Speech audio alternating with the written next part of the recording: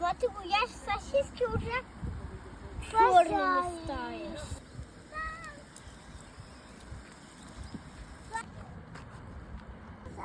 Вам нравится на пикнике? Да. Влад, что ты ешь там?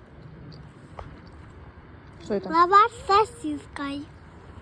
А что такое лаваш? Хлеб. Длинный хлеб.